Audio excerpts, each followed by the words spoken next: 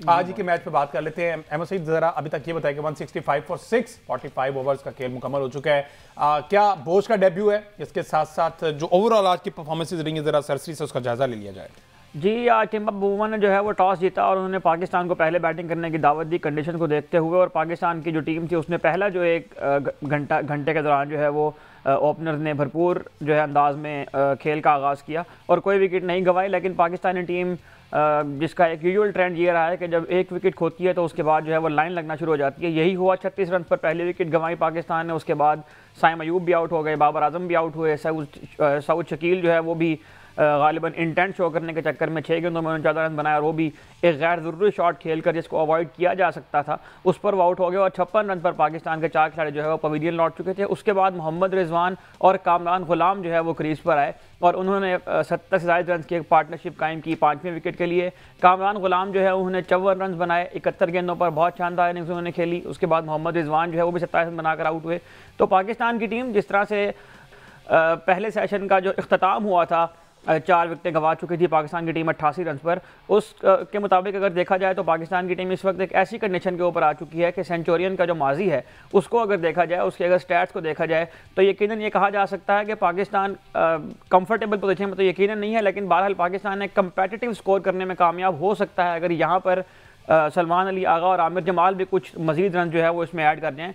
तो इस पिच के ऊपर जिस तरह से ये पिच बिहेव कर रहा है 220 से 250 के दरमियान अगर पाकिस्तान की टीम स्कोर करने में कामयाब हो जाती है तो पाकिस्तान के पास ये कैपेसिटी है, वो इतने कैपेबल हैं कि वो इस रन को जो है वो डिफेंड कर लें और पाकिस्तान पहली इनिंग में थोड़ी बहुत लीड हासिल करे। सेंचुरियन में जो तीसरी इनिंग्स होती है उसमें सबसे ज़्यादा रेशो है रन बनने की यहाँ पर। और जो माजी में मैचेस खेले गए यहाँ पर 29 मैच अब तक यहाँ खेले जा चुके हैं। मैं आपको बताना चलूँ कि यहाँ पर मैचेस के फैसला कुन होने की रेशो जो है वो दुनिया में शायद सबसे ज़्यादा है। 29 मैचों में सिर्फ 3 मैचेस जो हैं वो ड्रॉ हुए हैं। अच्छा। बाकी 26 मैचेस नतीजा खेज साबित हुए हैं। उनमें से 23 मैचेस में साउथ अफ्रीका की टीम कामयाब रही है। 79% उनका जो है वो विनिंग परसेंटेज है होम टीम की। यहाँ पर पाकिस्तान की टीम इससे पहले 3 टेस्ट मैच खेली, तीनों में नाकाम रही। तो ग्राउंड्स के जो स्टैट्स हैं वो ये बताते हैं कि पहली इनिंग में आमतौर पर इतने ही रन बना करते हैं, तीसरी जो इनिंग्स होती है उसमें ज़्यादा रन जो है वो बनाने के इम्कान होते हैं। तो पाकिस्तान के पास एक चांस यहाँ पर बन सकता है। अगर तीसरी इनिंग्स में ज़्यादा रन बनते हैं तो इसका मतलब वो टिम्बा बबूमा का ये वाला फैसला भी गलत साबित हो सकता है। भट्ट साहब ने भी ज्वाइन कर लिया है। अस्सलाम वालेकुम भट्ट साहब। वालेकुम अस्सलाम। भट्ट साहब, पहले तो जरा टॉस पर कर देना कि सही फैसला टिम्बा बबूमा का रहा इन कंडीशंस को अभी तक जितना खेल खेला जा चुका है 46 ओवर्स हो चुके हैं, सही फैसला उनकी जानिब से किया क्योंकि अर्ली विकेट गिर गई। अब ये थोड़ा सा सहारा मिला तो है, 167 कर गया पाकिस्तान। देखिए हमजा, मैं तो ट्रैवल कर रहा था सफर में तो मैंने तो विकेट नहीं देखी, लेकिन अगर ये विकेट जो है इसके ऊपर definitely there would be some life, इसीलिए 4 फास्ट बॉलर खिलाए हैं। और जब 4 फास्ट बॉलर खेलते हैं ना तो फिर टॉस जीत के पहले बैटिंग नहीं होती, फिर टॉस जीत के पहले बॉलिंग ही होती है। टीम की फॉर्मेशन बता देती है कि आपकी इंटेंशन क्या है, कि आपने टॉस जीत के क्या करना है। तो उस लिहाज से उनका फैसला ठीक है। 4 विकेट्स उन्होंने 60 पे ले लिए थे। ये तो कामरान गुलाम अच्छा खेल गया, साथ रिजवान अच्छा खेल गया है, तो आपको एक पार्टनरशिप मिल गई है, थोड़े रन हो गए हैं। लेकिन यह है कि पाकिस्तान जितने भी रन कर ले, अल्लाह करे 250 तक ले जाए, तो फिर आपको बॉलिंग भी बहुत अच्छी करनी पड़ेगी और कोशिश करनी होगी कि या उसके अंदर या उसके करीब करीब इनको आउट कर लें ताकि मैच ओपन रहे। अगर साउथ अफ्रीका बैटिंग करता है और पाकिस्तान के टोटल से 100, 125, 150 रन ऊपर कर जाता है तो फिर पाकिस्तान के लिए मसाइल हो जाएंगे थर्ड इनिंग के अंदर। अच्छा, टिम्बा बबूमा का तो आपने किया तो यहाँ पर उनका मैं अगर स्टैट शेयर कर दूँ सुपर स्पोर्ट्स पार्क से रिलेटेड। टिम्बा बबूमा साउथ अफ्रीका की जो इस वक्त लाइनअप खेल रही है उसमें सबसे कामयाब बैट्समैन है इस पिच के ऊपर। उन्होंने जो यहाँ पर मैचेस खेले हैं, 7 मैचेस उन्होंने यहाँ पर खेले हैं, 55 के एवरेज में रन बनाए। जबकि हाशिम आमला अगर हम देखें ओवरऑल स्टैट्स तो हाशिम आमला यहाँ पर कामयाब तरीन बैटर हैं। लेकिन जो इस वक्त साउथ अफ्रीका की टीम खेल रही है उसमें टिम्बा बबूमा जो है वो इस मैच में 5वें नंबर पर बैटिंग करने आएंगे, वो ओपन नहीं करेंगे। अच्छा भट्ट साहब, बाबर आजम की थोड़ी सी बात कर लीजिए। Back to back 50s in ODIs, last 2 matches जो खेले उन्होंने बहुत अच्छा खेला, 4 रन पर इस दफा आउट हो गए और फिर से हमने देखा है पहले भी बहुत से टेस्ट मैचेस में बाबर आजम बाहर जाती गेंद को बदला लगा बैठते हैं। इतनी क्रिकेट माशाल्लाह से खेल चुके हैं लेकिन इस टेक्निक की अभी तक बाबर शायद इसको पिक नहीं कर पा रहे कि किस बॉल को छोड़ना है, किसको खेलना है। हमजा, ये जो वॉल्यूम है ना क्रिकेट का और चेंजिंग फॉर्मेट है जी, इसमें स्विचिंग इतनी आसान नहीं, स्पेशली जब आपके ऊपर एक क्रिएट कर दिया जाए ऐसा एनवायरनमेंट गुफ्तगू का कि यार आप अपनी अटैकिंग शॉट्स खेलें, आप एग्रेसिव खेलें, आप अपना स्ट्राइक रेट बढ़ाएं। तो इमेजिन कि आप हर वक्त शॉट्स की प्रैक्टिस कर रहे हैं और इमेजिन अब एकदम आपके सामने वो मैच आ गए जहाँ पे पिच मुश्किल है, बॉलिंग भी अच्छी है और वहां पे आपने गेंद छोड़ने हैं, और आपने पेशेंस का मुजाहरा करना है, लेकिन आपने प्रैक्टिस में पेशेंस का मुजाहरा नहीं किया हुआ, प्रैक्टिस सारी आपकी मारने की है, ठीक है, और 2 दिन पहले आप वाइट बॉल खेल रहे हैं और आप प्रिडोमिनेटली वाइट बॉल खेल रहे हैं और आगे आने वाली क्रिकेट भी आपकी वाइट बॉल ही है, तो इसमें सम टाइम स्विचिंग मुश्किल हो जाती है। वही बॉल आपको लगता है कि छोड़ने वाला है, लेकिन क्योंकि आप प्रैक्टिस में उसको मार रहे होते हैं तो आप उसको मारने चले जाते हैं। और ये हमने देखा कि कोहली के भी अभी हाल ही में कितनी दफा वो स्लिपों में कैच आउट हो रहे हैं ऑस्ट्रेलिया के अंदर, और बेशतर खिलाड़ी भी। तो ये गेम है मसल मेमोरी की, आपने जो इसको प्रैक्टिस में फीड करना है ना, जब वो गेंद आपको नजर आती है तो बॉडी आपकी रिएक्ट करती है ऑटोमेटिक। इसीलिए कहते हैं जो बड़ी कंट्रीज हैं उन्होंने कुछ ना कुछ टेस्ट स्पेशलिस्ट रखे होते हैं जिनका काम ही सिर्फ टेस्ट मैच खेलना होता है, क्योंकि ये मुश्किल गेम है।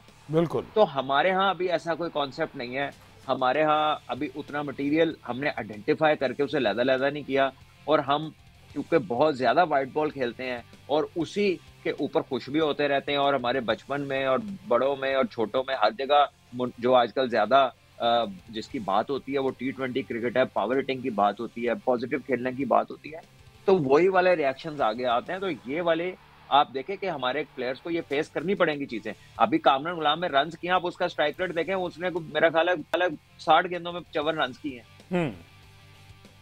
तो ये वही चीज है। और जब आप टॉप ऑर्डर में टेस्ट मैच में खेलते हैं ना, 5वां 6वां बड़ा कदरे आसान नंबर, लेकिन ये जो पहले 3 नंबर्स की बैटिंग है वहां पर आपकी टेक्निक का, आपकी पेशेंस का पूरा इम्तिहान होता है। तो ये, लेकिन बाबर जैसे प्लेयर से आप एक्सपेक्ट करते हैं कि बाबर इसको अडेप्ट करे, लेकिन as a normal person, as a player of cricket, मैं आपको बता रहा हूँ कि ये हर दफा इतना आसान नहीं होता।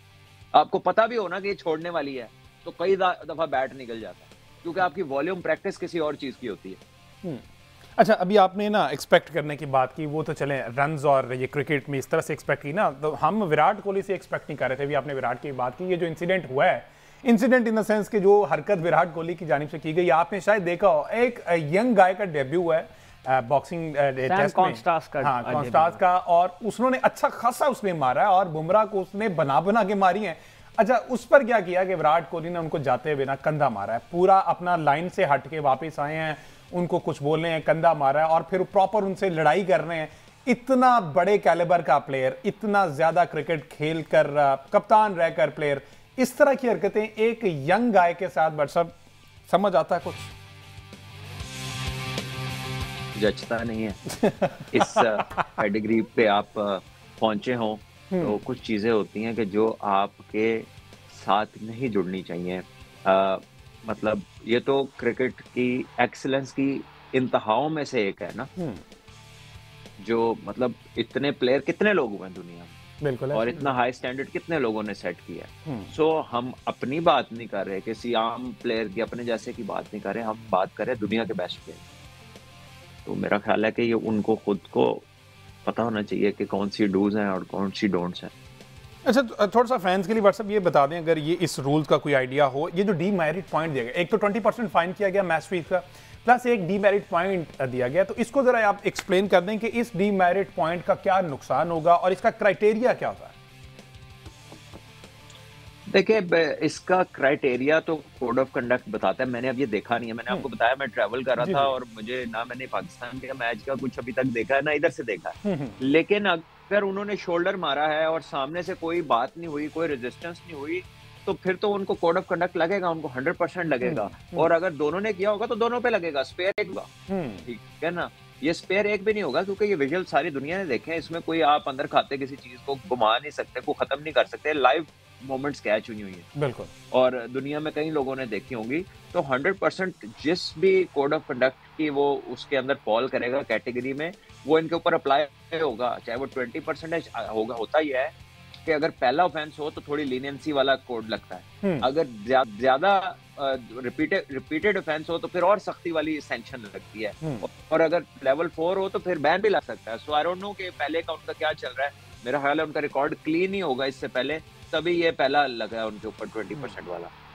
अहमद सईद साहब, इस पर क्या फर्दर जी, इसमें जो तफसीलात आई हैं वो ये आई हैं कि जो आईसीसी का कोड ऑफ कंडक्ट का जो रूल्स हैं उसके 2.1 का जो वो लगी है इनके ऊपर सैंक्शन। और इसका मतलब ये है कि ये जो 4 कैटेगरीज होती हैं कोड ऑफ कंडक्ट के डीमेरिट पॉइंट्स की, उसकी कैटेगरी 1 में ये फॉल करते हैं, तो इनके ऊपर मैच फीस का 20% जुर्माना हुआ है। अगर ये कैटेगरी 2 में चले जाते तो इनके ऊपर 1 मैच का बैन भी लग सकता था। आपको याद होगा कि रविंद्र जडेजा के ऊपर जो है वो 2 टेस्ट मैचेस का बैन लगा था क्योंकि वो कैटेगरी 4 में फॉल कर गए। तो 4 कैटेगरीज होती हैं डीमेरिट पॉइंट्स की, और वो जिस कैटेगरी में ऑफेंस हो उसके हिसाब से डिसाइड होता है। अब ये जो एक डीमेरिट पॉइंट इनके साथ लगा, ये डीमेरिट पॉइंट पूरा जो वर्ल्ड टेस्ट चैंपियनशिप का एक सर्कल है 2 साल का, उस सर्कल के दौरान इनके साथ चलेगा। और अगर इसमें मजीद डीमेरिट पॉइंट्स ऐड होते हैं तो फिर उसके अकॉर्डिंग जो है उनके तय होंगे कि ये किस कैटेगरी के ऑफेंसेस हैं। तो ये 2 साल का जो वर्ल्ड टेस्ट चैंपियनशिप का सर्कल है, इसके दौरान ये तमाम डीमेरिट पॉइंट जो है वो कैरी करते हैं। आप अगर फुटबॉल के रूल से वाकिफ हो तो फुटबॉल में पहले इस तरह होता है कि एक येलो कार्ड होता है, उसके बाद फिर दूसरा येलो कार्ड होता है, वो रेड कार्ड होता है और मैच बैन हो जाता है। और अगर ये 5 या 6 येलो कार्ड हो जाए 5 या 6 मैचेस के अंदर, तो फिर प्लेयर को 3 मैचेस का 1 मैच का ऑफेंस के अकॉर्डिंग जो है वो बैन हो जाता है। तो same is with this rule कि इसमें डीमेरिट पॉइंट्स के मुताबिक ये तय किया जाता है कि किस कैटेगरी में फॉल करेगा।